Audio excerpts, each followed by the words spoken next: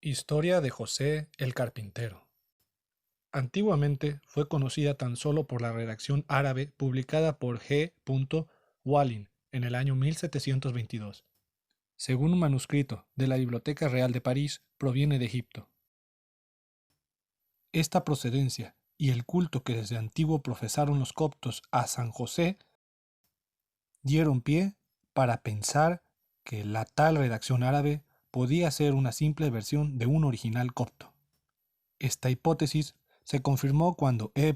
Quatermain señaló efectivamente la existencia del texto copto contenido en unos manuscritos que a la sazón se encontraban en la Biblioteca Imperial de París, pero que provenían de la Vaticana, de donde habían sido sustraídos el año 1797.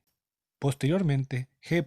Zoega publicaba en Roma 1810 el catálogo de la célebre colección del cardenal Borgia, y bajo el número CXXI presentó 8 folios saíricos que contenían Pitam S.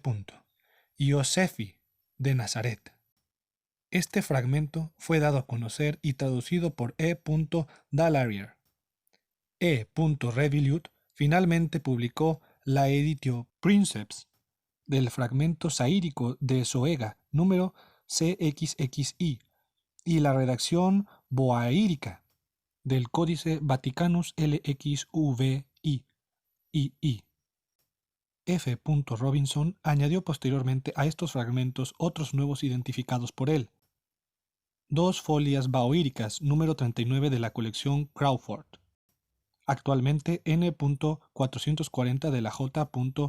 Rylands Library de Manchester, y el fragmento saírico Or.538 I.B. del British Museum. La redacción saírica comprende solo los capítulos 13-21 de la versión árabe la boaírica, sin embargo, se presenta completa. Un estudio del texto copto demuestra que ambas redacciones provienen de un original griego. Isidro de Isolano conoció durante el siglo XVI una versión latina de este apócrifo, cuyo original pensó ser el hebreo.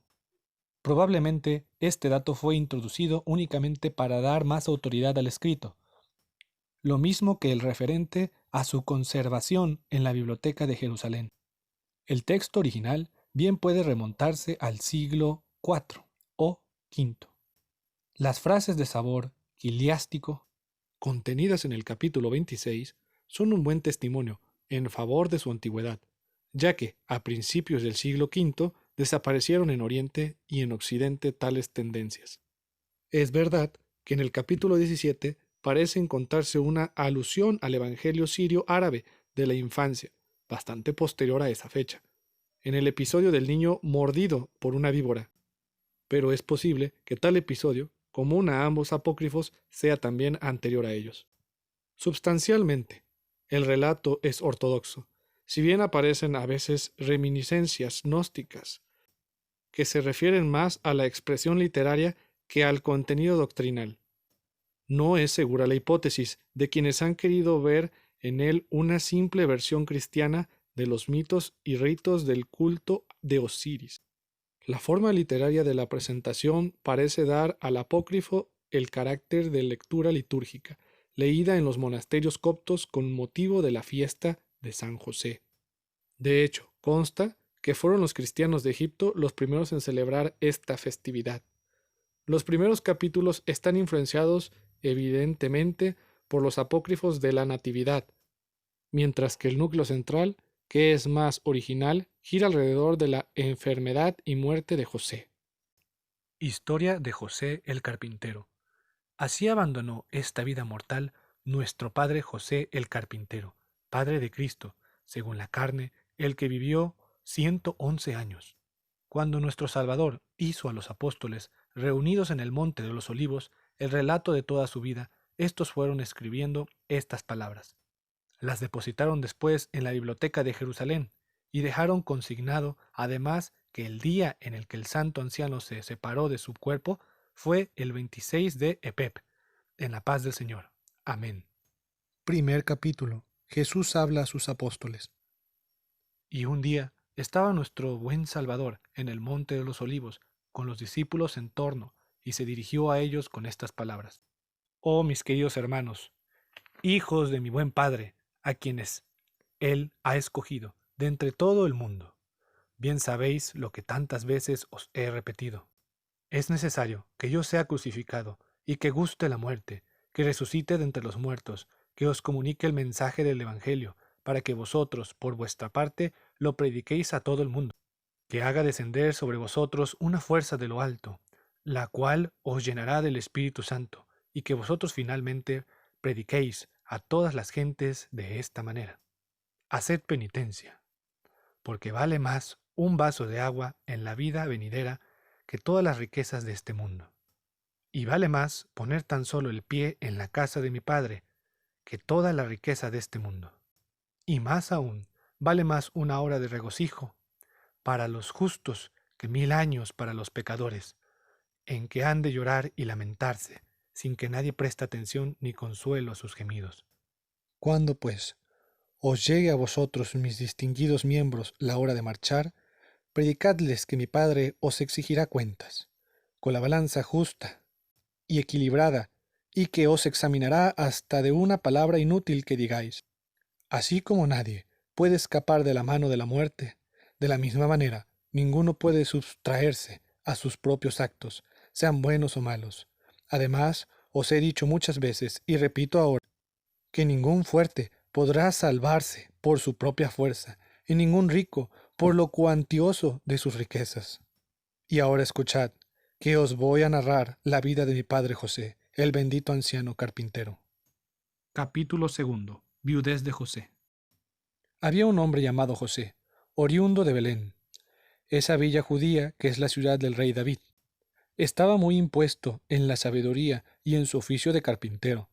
Este hombre, José, se unió en santo matrimonio a una mujer que le dio hijos e hijas, 4 varones y 2 hembras, cuyos nombres eran Judas y Josetos, Santiago y Simón. Sus hijas se llamaban Licia y Lidia. Y murió la esposa de José, como está determinado, que suceda a todo hombre, dejando a su hijo Santiago, niño aún de corta edad. José era un varón justo y alababa a Dios en todas sus obras. Acostumbraba a salir forastero con frecuencia para ejercer el oficio de carpintero, en compañía de sus 2 hijos, ya que vivía del trabajo de sus manos, en conformidad con lo dispuesto en la ley de Moisés. Este varón justo de quien estoy hablando es José, mi padre según la carne, con quien se desposó en calidad de consorte mi madre María. Capítulo 3. María en el templo. Mientras mi padre José permanecía en su viudez, mi madre, por su parte, la buena y bendita entre las mujeres, vivía en el templo, sirviendo a Dios en toda santidad, y tenía ya cumplidos los 12 años. Había pasado sus 3 primeros años en la casa de sus padres, y los 9 restantes en el templo del Señor. Y al ver los sacerdotes que la santa doncella llevaba una vida ascética y penetrada del temor de Dios, hablaron entre sí y dijeron: busquemos a un hombre de bien y desposémosla con él hasta que llegue el momento de su matrimonio. No sea que por descuido nuestro le sobrevenga en el templo el periodo de su purificación e incurramos en un grave pecado. Capítulo 4. Desposorios de María y de José. Entonces convocaron a la tribu de Judá y tomaron de ella 12 familias, hombres, en correspondencia con el número, de las 12 tribus. La suerte recayó sobre el buen viejo José, mi padre, según la carne. Dijeron pues los sacerdotes a mi madre, la Virgen: vete con José y estate sumisa a él hasta que llegue la hora de celebrar tu matrimonio. Entonces José llevó a María, mi madre, a su casa. Ella encontró el pequeño Santiago en la triste condición de huérfano y le prodigó caricias y cuidados. Esta fue la razón por la que se llamó María, la madre de Santiago. Cuando pues José la hubo acomodado en su casa, partió para aquel sitio donde ejercía su oficio de carpintero, y mi madre María vivió 2 años en su casa hasta que llegó el momento feliz. Capítulo 5. La Encarnación. Y al 14º año de su edad, vine yo, Jesús, vuestra vida, a habitar en ella por mi propio deseo. Y a los 3 meses de su embarazo, volvió el candoroso José de sus ocupaciones. Mas, al encontrar a mi madre encinta, presa de la turbación y del miedo, pensó abandonarla secretamente. Y fue tan grande el disgusto que no quiso comer ni beber aquel día. Capítulo sexto. Visión de José. Mas durante la noche, he aquí que por mandato de mi padre se le apareció en una visión Gabriel, el arcángel de la alegría, y le dijo: José, hijo de David, no tengas reparo en admitir en tu compañía a María, tu esposa. Has de saber que el que ha sido concebido en sus entrañas es fruto del Espíritu Santo. Dará, pues, a luz un hijo, a quien tú pondrás por nombre Jesús. Él apacentará a los pueblos con cayado de hierro. El ángel desapareció por fin, y José, levantándose del suelo, cumplió lo que había sido ordenado, admitiendo a María consigo. Capítulo número 7. Viaje a Belén.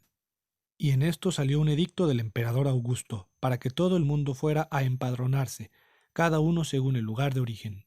También el buen anciano se puso en camino, y llevó a María, mi madre virginal, a su ciudad de Belén. Y como ya se acercaba el alumbramiento, él consignó su nombre por medio del escriba de la siguiente manera: José, hijo de David, María, su esposa, y su hijo Jesús, de la tribu de Judá. Y María, mi madre, me trajo al mundo, a la vuelta de Belén, junto a la tumba de Raquel, la mujer del patriarca Jacob, la madre de José y Benjamín. Capítulo número 8. Huida a Egipto. Satanás dio un consejo a Herodes el Grande, padre de Arquelao, el que hizo decapitar a mi querido pariente Juan. Y así, él me buscó para quitarme la vida, porque pensaba que mi reino era de este mundo. Mi padre manifestó esto a José en una visión, quien se dio a la huida inmediatamente, llevándome consigo, a mí y a mi madre, en cuyos brazos iba yo reclinado. Nos acompañaba también Salomé. Bajamos pues a Egipto, y permanecimos allí 1 año, hasta que el cuerpo de Herodes vino a ser pasto de los gusanos y murió, como justo castigo por la sangre de los inocentes que él había derramado, y de la que ya no se acordaba. Capítulo número 9. Vuelta a Galilea. Cuando aquel inicuo Herodes dejó de existir, volvimos nosotros a Israel, y nos fuimos a vivir a una villa de Galilea, por nombre Nazaret. Y mi padre José, el bendito anciano, seguía ejerciendo el oficio de carpintero, gracias a cuyo trabajo nosotros podíamos vivir. Jamás se puede decir que él comiera su pan de balde, sino que se comportaba en conformidad con el prescrito por la ley de Moisés. Capítulo número 10. Ancianidad de José. Y después de tanto tiempo, su cuerpo no estaba achacoso, ni tenía delicada la vista, ni había siquiera un solo diente estropeado en su boca. Nunca le faltó la cordura y la prudencia, y conservó siempre intacto su sano juicio, aun siendo ya un venerable anciano de 111 años. Capítulo número 11. Obediencia de Jesús. Sus 2 hijos mayores, Josetos y Simón, contrajeron matrimonio y se fueron a vivir a sus hogares. Asimismo, sus 2 hijas se casaron como es natural de entre los hombres, y José quedó solo con su pequeño hijo Santiago. Yo, por mi parte, desde que mi madre me trajo a este mundo, le estuve siempre sumiso como un niño, y ejecuté lo que es natural entre los hombres, excepto el pecado. Llamaba a María, mi madre, y a José, mi padre. Les obedecía en todo lo que me indicaban, sin que jamás me permitiera replicarles una palabra, sino que les mostraba siempre un gran cariño.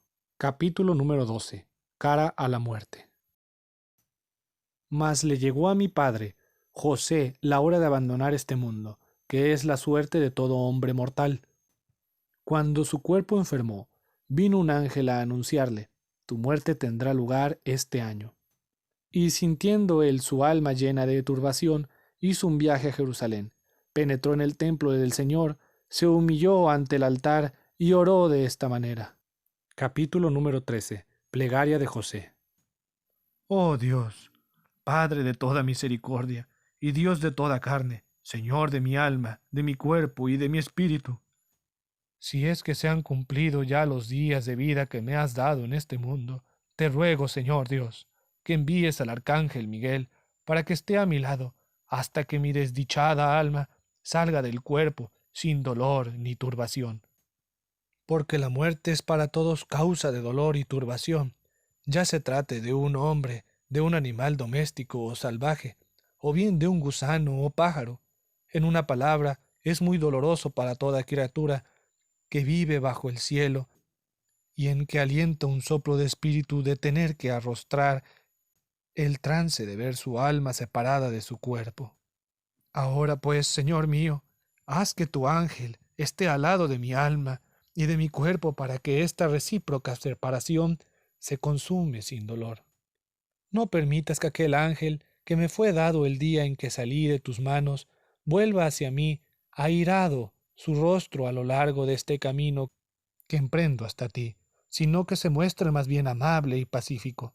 No permitas que aquellos cuya faz se muda dificulten mi marcha hacia ti. No consientas que mi alma caiga en manos de cancerbero, y no me confundas en tu tribunal formidable. No permitas que las olas de ese río de fuego, en el que han de ser acrisoladas todas las almas antes de ver la gloria de tu rostro, se vuelvan furiosas contra mí. Oh Dios, que juzgas a todos en verdad y en justicia, ojalá que tu misericordia me sirva ahora de consuelo, ya que tú eres la fuente de todos los bienes, y a ti se te debe toda la gloria, por eternidad de eternidades. Amén. Capítulo número 14. Enfermedad de José. Y sucedió que al volver a su domicilio habitual de Nazaret, se volvió atacado por la enfermedad que había de llevarle al sepulcro. Esta se presentó más alarmante que en ninguna otra ocasión de su vida, desde el día en que nació. He aquí, resumida, la vida de mi querido padre José. Al llegar a los 40 años, contrajo matrimonio en el que vivió otros 49. Después que murió su mujer, pasó un año solo. Mi madre pasó luego 2 años en su casa, después que los sacerdotes se la confiaron con estas palabras: guárdala hasta el tiempo en el que celebre vuestro matrimonio. Al comenzar el 3er año de su permanencia allí, tenía a la sazón 15 años de edad. Me trajo al mundo, de un modo misterioso, que nadie entre toda la creación pudo conocer a excepción de mí, mi Padre y el Espíritu Santo, que formamos una unidad. Capítulo número 15. Achaques de José. La vida de mi padre José, el bendito anciano, comprendió 111 años, según lo había determinado mi buen padre. El día en el que se separó del cuerpo fue el 26 del mes de Pep. Entonces el oro acendrado de su carne empezó a demudarse, y la plata de su inteligencia y razón sufrió alteraciones. Se olvidó de comer y de beber, y la destreza en el desempeño de su oficio empezó a resentirse. Y sucedió que al amanecer el día 26 de Pep, fue presa de una gran agitación mientras estaba en su lecho. Lanzó un fuerte gemido, dio unas palmadas y se puso a gritar todo fuera de sí, diciendo: Capítulo número 16. Lamentos de José. ¡Ay, miserable de mí! ¡Ay del día en que mi madre me trajo a este mundo! ¡Ay del seno materno en el que recibí el germen de la vida! ¡Ay de los pechos que me amamantaron! ¡Ay del rezago en que fui reclinado! ¡Ay de las manos que me sostuvieron hasta el día en que fui mayor y comencé a pecar! ¡Ay de mi lengua y de mis labios, que han proferido injurias, engaños, detracciones y calumnias! ¡Ay de mis ojos, que han visto el escándalo! ¡Ay de mis oídos, que han escuchado con gusto conversaciones frívolas! ¡Ay de mis manos, que han sustraído cosas que no les pertenecían! ¡Ay de mi estómago y de mi vientre, que han ambicionado lo que no era suyo! Cuando se les presentaba alguna cosa, la defraban con más avidez que pudiera hacerlo la misma llama. ¡Ay de mis pies, que han hecho mal servicio a mi cuerpo, pues lo han llevado por malos caminos! ¡Ay de mi cuerpo todo, que ha dejado reducida mi alma a un desierto, arrojando de ella a Dios que la creó! ¿Qué he de hacer ahora? No encuentro salida por ninguna parte. En verdad que pobres los hombres que son pecadores. Esta es la angustia que se apoderó de mi padre Jacob en su agonía, la cual ha venido hoy a darme alcance a mí, desdichado. Pero tú, Jesús, Dios que eres mi abogado, cumple en mí tu divina voluntad. Capítulo 17. Jesús consuela a su Padre. Cuando él hubo dicho esto, penetré yo en el sitio donde se encontraba, y al verle agitado de cuerpo y de alma, le dije: Salve José, mi querido padre, anciano bueno y bendito. Él respondió, presa aún de un miedo mortal: Salve 1000 veces, querido hijo, al oír tu voz mi alma recobra su tranquilidad. Jesús mi Señor, Jesús mi verdadero Rey, Jesús mi Salvador bueno y misericordioso, Jesús mi libertador, Jesús mi guía, Jesús mi protector, Jesús, en cuya bondad se encuentra todo, Jesús, cuyo nombre es dulce y potente en la boca de todos, Jesús, ojo que ve y oído que oye verdaderamente, escúchame hoy, a mí, tu servidor, cuando elevo mis ruegos y vierto mis lamentos ante ti.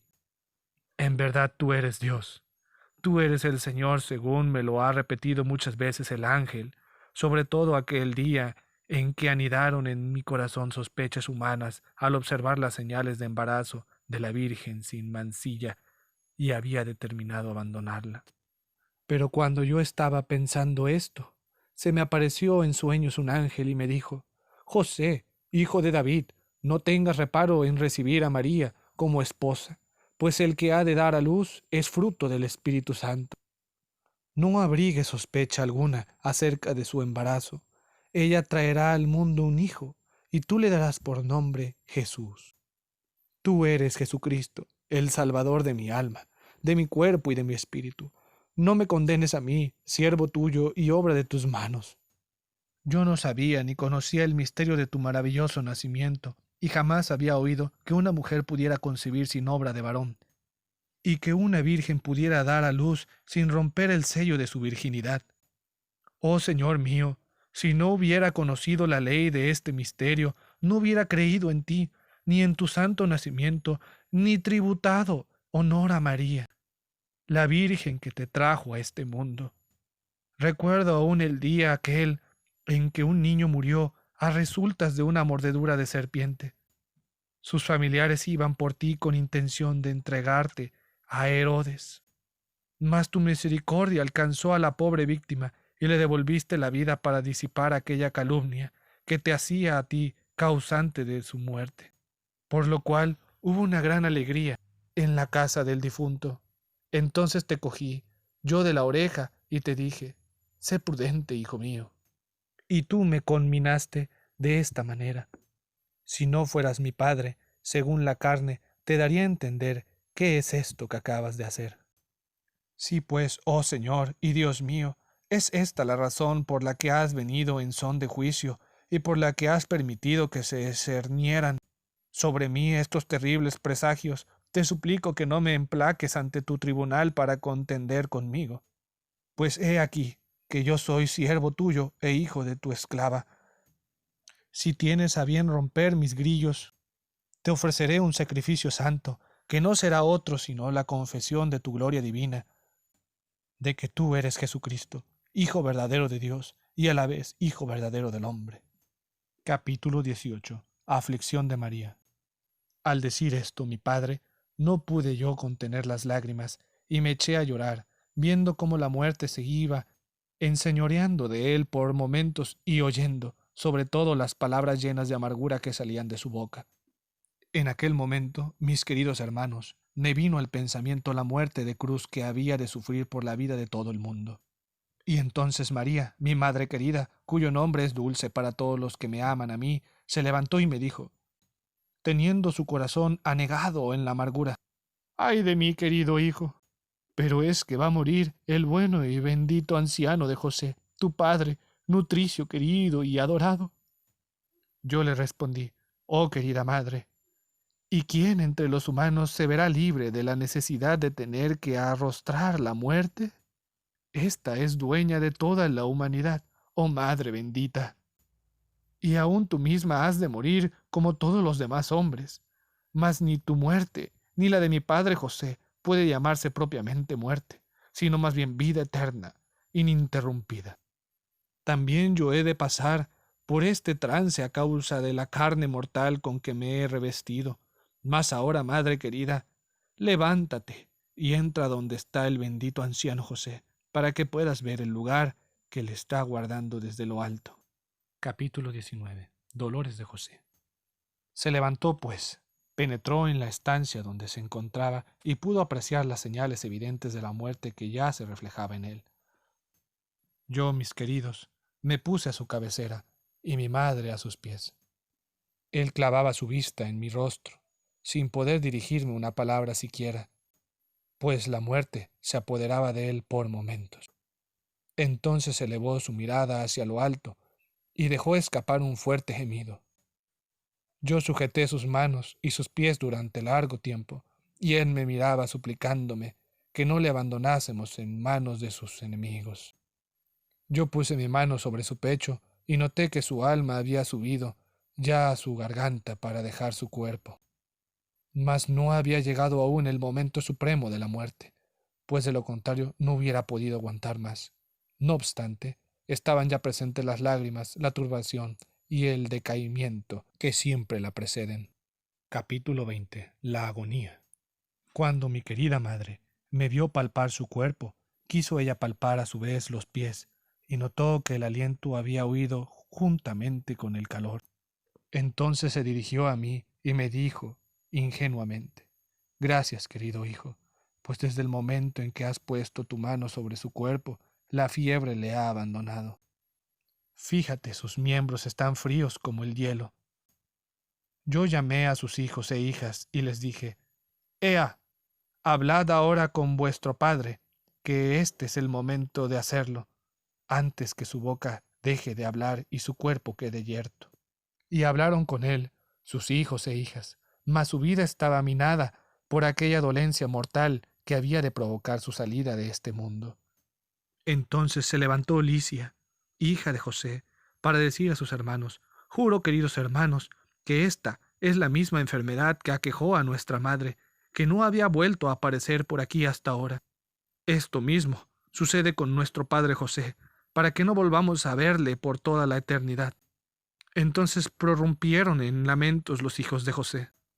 María, mi madre, y yo, por nuestra parte, nos unimos a su llanto, pues efectivamente había llegado ya la hora de su muerte. Capítulo 21. Llega la muerte. Yo me puse a mirar hacia el sur, y vi a la muerte que se dirigía hacia nuestra casa. Iba seguida de Amenti, que es su instrumento, y del diablo, a quien acompañaba una multitud ingente de satélites vestidos de fuego, cuyas bocas vomitaban humo y azufre. Al tender su vista, se encontró mi padre con aquel cortejo que le miraba con rostro colérico y rabioso, el mismo con el que suele mirar a todas las almas que salen del cuerpo, particularmente a aquellas que son pecadoras, y que considera como propiedad suya. Ante la vista de este espectáculo, los ojos del buen anciano se nublaron de lágrimas. Este fue el momento en el que mi padre exhaló su alma con un gran suspiro, mientras procuraba encontrar un sitio donde esconderse y salvarse. Cuando yo observé el suspiro de mi padre, provocado por la visión de aquellas potencias hasta entonces para él desconocidas, me levanté rápidamente y conminé al diablo y a todo su cortejo, por lo cual ellos se dieron a la fuga, avergonzados y confusos. Y ninguno de entre los circunstantes, ni aun mi misma Madre María, se percató de la presencia de aquellos terribles escuadrones que van a la casa de las almas humanas. Cuando la muerte cayó en la cuenta de que yo había conminado y echado fuera a las potestades infernales para que no pudieran tender acechanzas, se llenó de pavor. Yo me levanté apresuradamente y dirigí esta oración a mi Padre, el Dios de toda misericordia. Capítulo 22. Plegaria de Jesús. Padre mío misericordioso, Padre de la verdad, ojo que ve y oído que oye, escúchame, que yo soy tu hijo querido. Te pido por mi padre José, la obra de tus manos. Envíame un gran coro de ángeles, juntamente con Miguel, el administrador de los bienes, y con Gabriel, el buen mensajero de la luz, para que acompañen al alma de mi padre José hasta tanto que haya salvado el séptimo eón tenebroso, de manera que no vea forzada a emprender esos caminos infernales, terribles para el viajero, por estar infestados de genios malignos, que por ellos me rodean, y por tener que atravesar ese lugar espantoso por donde discurre un río de fuego igual que a las olas del mar. Sea además piadoso para con el alma de mi padre José, cuando venga a reposar en tus manos, pues este es el momento en que más necesita tu misericordia. Yo os digo, venerables hermanos y apóstoles benditos, que todo hombre que, llegando a discernir entre el bien y el mal, haya consumido su tiempo siguiendo la fascinación de sus ojos, cuando llegue la hora de su muerte y haya de franquear el paso para comparecer ante el tribunal terrible y hacer su propia defensa, se verá necesitado de la piedad de mi buen padre. Pero sigamos relatando el desenlace de mi padre José, el bendito anciano. Capítulo 23. José expira. Al exhalar su espíritu, yo le besé. Los ángeles tomaron su alma y la envolvieron en lienzos de seda. Yo estaba sentado junto a él y ninguno de los circunstantes cayó en la cuenta de que había ya expirado. Entonces puse su alma en manos de Miguel y Gabriel para que le sirvieran de defensa contra los genios que acechaban en el camino. Y los ángeles se pusieron a entonar cánticos de alabanza ante ella, hasta que por fin llegó a los brazos de mi padre. Capítulo 24. Luto en casa de José. Yo entonces me eché sobre el cuerpo ingrávido de mi padre. Entorné sus ojos, cerré su boca y me levanté para contemplarlo. Dije pues a la Virgen: «Oh María mi madre, ¿dónde están los objetos de artesanía que él ha hecho desde su niñez hasta ahora? Todos ellos han pasado en este momento como si él no hubiera venido siquiera a este mundo». Cuando sus hijos e hijas me oyeron decir esto a María, mi madre virginal, me preguntaron con grandes voces y lamentos: ¿pero es que nuestro padre ha muerto sin que nosotros nos percatáramos de ello? Y yo les dije: efectivamente, ha muerto, pero su muerte no es muerte, sino vida eterna. Grandes cosas le esperan a nuestro querido padre José, desde el momento en que su alma ha salido del cuerpo. Ha desaparecido para él toda clase de dolor. Él se ha puesto en camino del reino eterno. Ha dejado tras sí la pesadez de la carne, con todo este mundo de dolor y de preocupaciones, y ha ido al lugar de reposo que tiene mi Padre en esos cielos que nunca serán destruidos. Mas al decir yo a mis hermanos: vuestro padre José, el bendito anciano, ha muerto, ellos se levantaron, rasgaron sus vestiduras y le lloraron durante largo tiempo. Capítulo 25. Duelo en Nazaret. Cuando los habitantes de Nazaret y de toda Galilea se enteraron de la triste nueva, acudieron en masa al lugar donde nos encontrábamos. En conformidad con la ley de los judíos, se pasaron todo el día dando señales de duelo hasta que llegó la hora nona. Entonces los despedí yo a todos, derramé agua sobre el cuerpo de mi padre José, le ungí con bálsamo y dirigí a mi Padre amado, que está en los cielos, una oración celestial que había escrito yo con mis propios dedos antes de encarnarme en las entrañas de la Virgen María. Y al decir amén, vino una multitud de ángeles.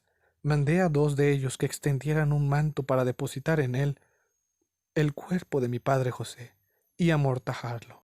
Capítulo número 26. Bendición de Jesús.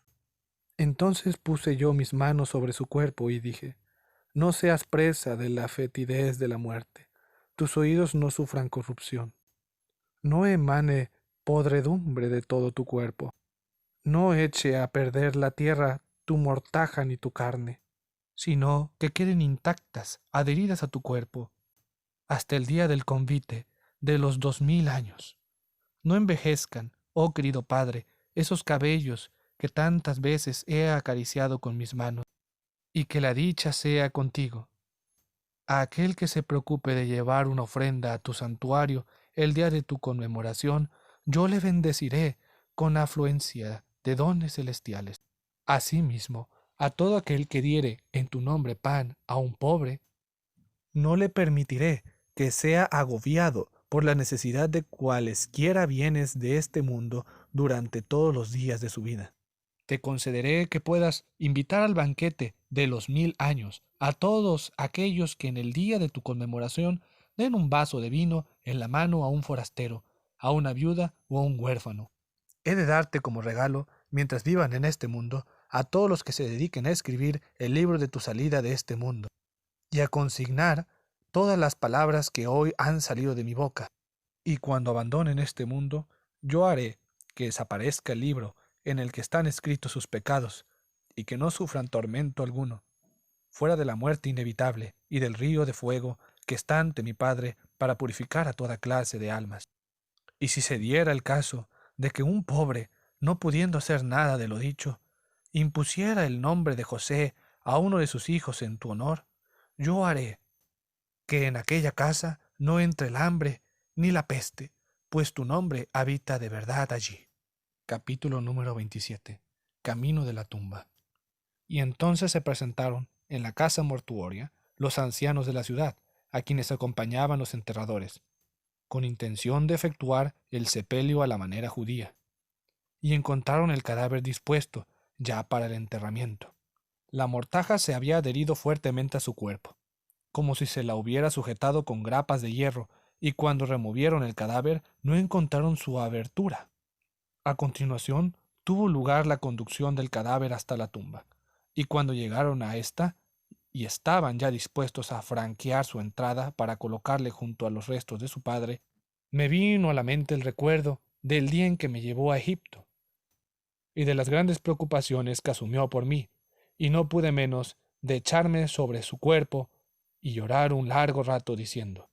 Capítulo 28. Exclamaciones de Jesús. Oh muerte, de cuántas lágrimas y lamentos eres causante. Mas este poder te viene de aquel que tiene bajo su dominio todo el universo. Por eso, tal reproche no va tanto contra la muerte cuanto contra Adán y Eva. La muerte no actúa nunca sin orden previa de mi Padre. Hay quienes han vivido hasta 900 años y aún algunos mucho más tiempo. Sin embargo, ninguno de ellos ha dicho, yo he visto la muerte, o venía de tiempo en tiempo a darme tormento, sino que ella trae una sola vez el dolor, y aun entonces es mi buen Padre el que la envía. Y cuando viene en busca del hombre, es que sabe que tal resolución proviene del cielo. Si la sentencia viene cargada de cólera, también procede colérica la muerte a cumplir su cometido, tomando en el alma del hombre y entregándosela a su Señor. La muerte no tiene atribuciones para lanzar al hombre al infierno, ni para introducirle en el reino celestial. La muerte cumple de hecho el mandato de Dios, al contrario de Adán, quien al no someterse a la voluntad divina cometió una transgresión. Este irritó a mi padre contra sí por haber preferido dar oídos a su mujer antes que obedecer a su mandato, y así todo ser vivo quedó implacablemente condenado a la muerte. Si Adán no hubiera sido desobediente, mi padre no lo hubiera castigado con este terrible azote. ¿Y qué impide ahora que haga yo oración a mi buen padre para que envíe un carro luminoso que eleve a José, para que no guste las amarguras de la muerte, y que le traslade al lugar de reposo en la misma carne que trajo al mundo, para que viva allí con mis ángeles incorpóreos? La transgresión de Adán fue la causa de que sobrevinieran estos grandes males sobre la humanidad juntamente con lo irremediable de la muerte. Y por cuanto yo mismo llevo también esta carne concebida en el dolor, debo gustar con ella la muerte para que pueda apiadarme de las criaturas que he formado. Capítulo número 29. El entierro. Mientras yo decía esto, abrazando el cuerpo de mi padre José y llorando sobre él, abrieron la entrada del sepulcro y depositaron el cadáver junto al de su padre Jacob. Su vida fue de 111 años, sin que al cabo de tanto tiempo se estropeara un solo diente de su boca y sin que sus ojos se debilitaran, sino que todo su aspecto se asemejaba al de un tierno niño. Nunca estuvo achacoso, sino que trabajó continuamente en su oficio de carpintero, hasta el día en que sobrevino la enfermedad que había de llevarle al sepulcro. Capítulo número 30. Réplica de los apóstoles. Y cuando nosotros, los apóstoles, oímos tales cosas de los labios de nuestro Salvador, nos pusimos en pie, llenos de gozo, y luego adoramos sus manos y sus plantas, diciendo extáticos de alegría, te damos gracias, Señor y Salvador nuestro, por haberte dignado regalarnos con estas palabras salidas de tus labios.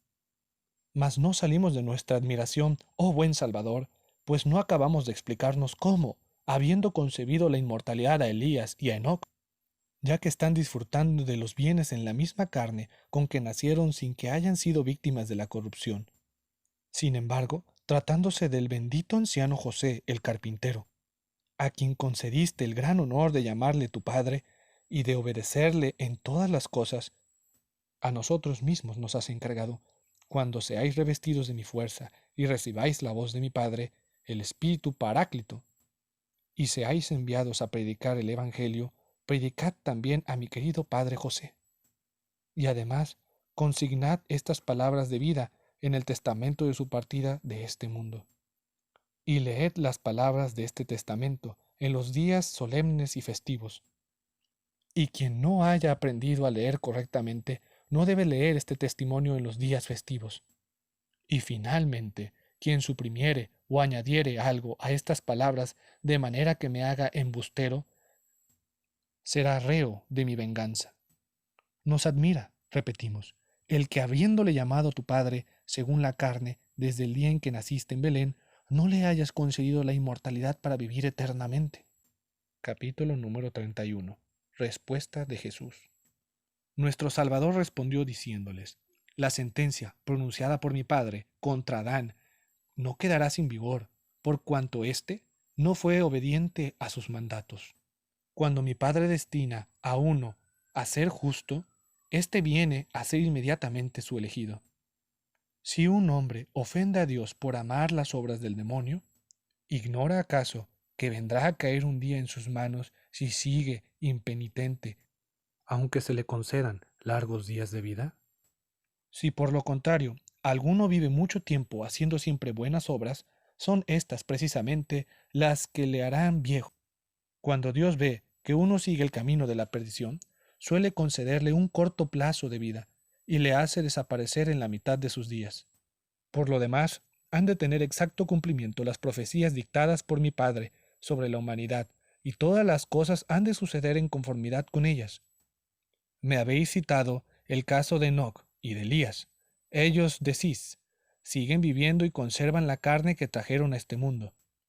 ¿Por qué, pues, tratándose de tu Padre, no le has permitido conservar su cuerpo? Pues yo os digo, que aunque hubiera llegado a tener 10.000 años más, incurriría siempre en la misma necesidad de morir. Mas aún yo os aseguro, que siempre que Enoc y Elías piensan en la muerte, desearían haberla sufrido ya, y verse así libres de la necesidad que les está impuesta, puesto que han de morir en un día de turbación, de miedo, de gritos, de perdición y de aflicción. Pues habéis de saber que el anticristo ha de matar a estos hombres y derramar su sangre en la tierra, como el agua de un vaso, a causa de las inculpaciones que le echarán en cara cuando le acusen. Capítulo número 32. Epílogo. Nosotros respondimos diciendo, Señor y Dios nuestro, ¿quiénes son esos dos hombres de quienes acaba de decir que el Hijo de la perdición les matará por un vaso de agua? Jesús nuestro Salvador y nuestra vida respondió, Enoc y Elías. Y al oír estas palabras de boca de nuestro Salvador, el corazón se nos llenó de gozo y alegría, por lo cual le tributamos alabanzas y gracias como a nuestro Señor, nuestro Dios y nuestro Salvador Jesucristo, por quien conviene al Padre toda gloria y todo honor, juntamente con Él y con el Espíritu Santo vivificador, ahora en todo tiempo y por eternidad de eternidades. Amén.